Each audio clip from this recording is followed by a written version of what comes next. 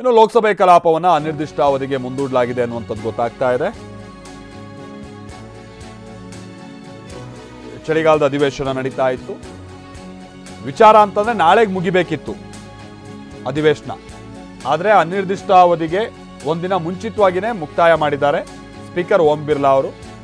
December 4ನೇ ತಾರೀಕಿನಿಂದ December 22ನೇವರೆಗೂ ಕಲಾಪ ನಡಿಬೇಕಾಗಿತ್ತು. ಲೋಕಸಭೆ ಹಾಗೆ ರಾಜ್ಯಸಭೆ ಇನ್ನೇನ್ ಮಾಡಕ್ಕಾಗುತ್ತೆ, ಈಗ ಇರೋರೆಲ್ಲ ಸಸ್ಪೆಂಡ್ ಆಗಿದ್ದಾರೆ. ಅಪೋಸಿಷನ್ಸು ಬಹುತೇಕ ಮಂದಿ ರಾಜ್ಯಸಭೆ ಲೋಕಸಭೆ ಸೇರಿ ಸುಮಾರು 146ಕ್ಕಿಂತ ಹೆಚ್ಚಿನ ಮಂದಿ ಸಸ್ಪೆಂಡ್ ಆಗಿದ್ದಾರೆ. ಹಾಗಾಗಿ ಅನಿರ್ದಿಷ್ಟಾವಧಿಗೆ ಲೋಕಸಭೆಯನ್ನ ಮುಂದೂಡಲಾಗಿದೆ. ಸ್ಪೀಕರ್ ಓಂ ಬಿರ್ಲಾ ಅವರು ಇವತ್ತು ಇಂಥದ್ದೊಂದು ನಿರ್ಧಾರವನ್ನು ಪ್ರಕಟಿಸಿದ್ರು. ಇನ್ನೂ ಒಂದು ದಿವಸ ಇತ್ತು. ನಿನ್ನೆನೇ ಅಪೋಸಿಷನ್ಸ್ ಯಾರೂ ಇಲ್ಲದೆ ಇರುವಂಥ ಸಂದರ್ಭದಲ್ಲಿ, ಅಂದರೆ ಬಹುತೇಕ ಮಂದಿ ಸಸ್ಪೆಂಡ್ ಆಗಿದ್ರು, ಇನ್ನೊಂದಷ್ಟು ಮಂದಿ ಪ್ರತಿಭಟನೆ ಅಂತೆಲ್ಲ ಹೊರಗೋಗಿದ್ರು. ಈ ಟೈಮ್ನಲ್ಲೇ ಹಲವು ಬಿಲ್ಗಳಿಗೆಲ್ಲ ಅಲ್ಲಿ ಒಪ್ಪಿಗೆ ಕೊಡುವಂಥ ಕಾರ್ಯವೂ ಕೂಡ ನಡೆದಿತ್ತು.